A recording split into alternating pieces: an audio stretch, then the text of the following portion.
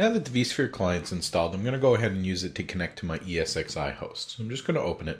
I've previously connected to this host, so the IP address is already listed. Otherwise, I would just provide the IP address or the host name if I've registered this host in DNS already, and then log in as root with whatever password was set during the installation. If I was logged into the domain, either if my host was integrated with Active Directory, or typically if I'm logging into vCenter, vCenter will be part of the domain, I could just say to use my Windows session credentials. But in this case, I'm logging in with local credentials on the ESXi host.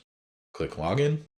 So I'm still running in evaluation mode, so I get an evaluation notice. I'm just going to go ahead and say OK. But you'll notice there is an option to assign a license to the host from here, but we can also do that in the configuration. So now that I'm connected, I've previously used this. So typically what would happen is we would start on the home page. So here you'll see we have the inventory listed where I can access the host as well as its virtual machines. And we also see an option for roles where we can configure various sets of permissions and an option to review the logs for that system. So we'll come back and take a look at the logs a little later. And you'll notice we have a bit of a breadcrumb trail. We get a menu back where we can access the sub-items of the earlier ones. So you'll see that here we have the inventory of home, which shows us the inventory of the VMware objects. Then you'll see that we have the administration as part of that.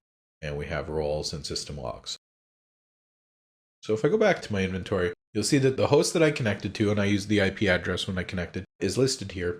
Now the Getting Started page doesn't really offer a lot. You'll see there's a link there that says create a new virtual machine. But you know what? We can also do that very easily just by right-clicking on our host and choosing to create new virtual machine. This page doesn't do a lot for us. And a lot of times when we click onto a host or click onto a virtual machine itself, we're going to want to get to something more interesting quickly. So we're just going to say close tab here. And if I click on the little link, then it's not going to come back. You can get it back if you need to. You can just go into Edit Client Settings, and there is an option here to show the Getting Started tabs. You'll see there's a few other options in here. For larger environments, you can change timeout settings if you're on a high latency link, you're managing servers across continents or something like that. You can change timeout values here.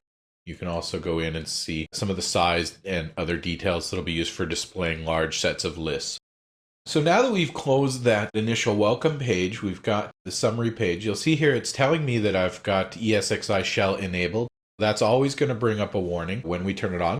VMware recommends we turn it off. It'll also tell us if SSH is enabled on that host too, which would imply remote access to the shell, which might even be more of a security risk.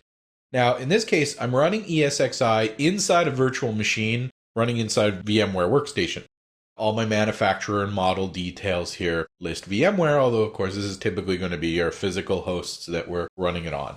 And we'll see details about the number of cores that are available, what type of CPUs we have, the license that's present, and we can also see details of sockets and cores and how many logical processors we have if we're using hyperthreading and whether hyperthreading is active and the number of network cards in the system, whether we're connected, how many VMs we have, participating with enhanced vMotion compatibility inside a DRS cluster, or if we're enabled for vMotion on that host. Resource usage and what data stores are available to us and the network objects that we've created for port groups. And we're going to come back to all this in later videos. A little bit more detail down here for fault tolerance details and how to add vCenter, which we're going to see in later videos. Way down at the bottom, we've got some links to create virtual machines, resource pools, do maintenance mode, and either reboot or shut down this host. We can do a lot of that, though, in other places, either by right-clicking onto the host itself or in some other area of the interface. I have created a virtual machine. I've gone ahead and removed it from the inventory. So it's on my data store, but I don't have it visible here in my client. So I'm going to add that at the end of this video. So if I click on the virtual machines tab, we don't really see anything, but typically we would get some details of resource utilization. We also have a resource allocation tab and the performance tab. We're going to come back to this in later videos, and we'll do a whole series of videos on performance of VMware.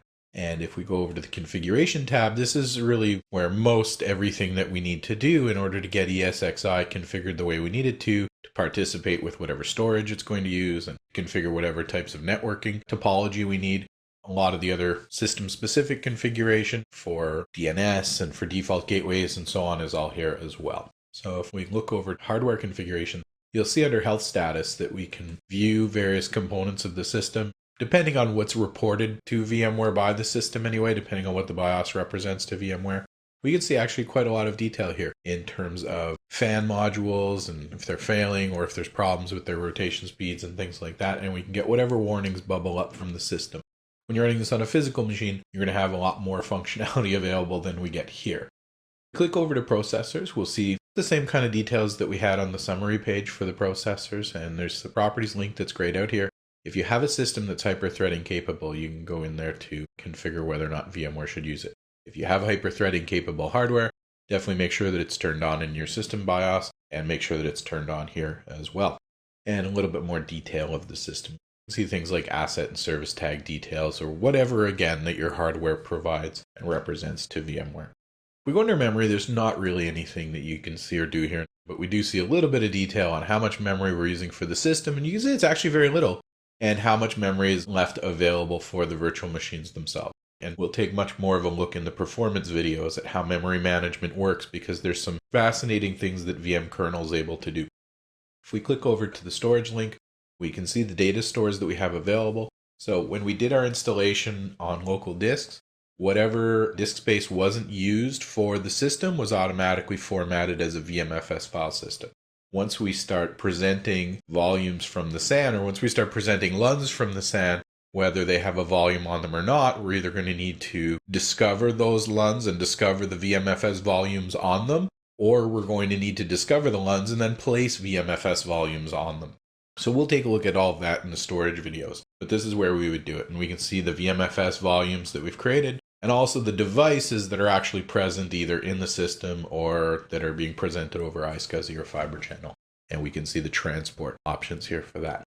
If we go over to the networking link, you can see the details for the virtual switches and port groups and VM kernel ports that have been created. So whatever NICs we use during the installation are going to be listed here.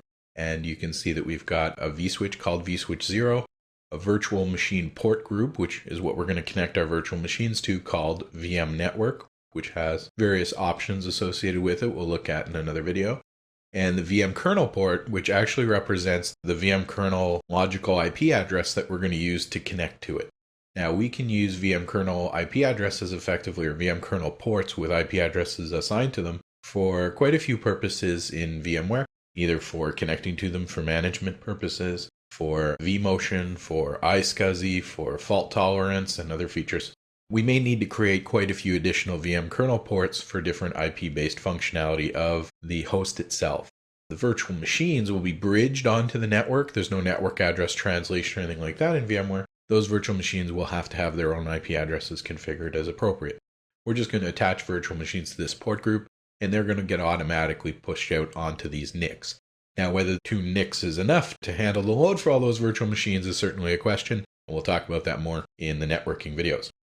Click the storage adapters link. We can see the very few storage adapters that I actually have, but if you had a variety of local SCSI adapters, fiber channel host bus adapters, you'd see them listed here.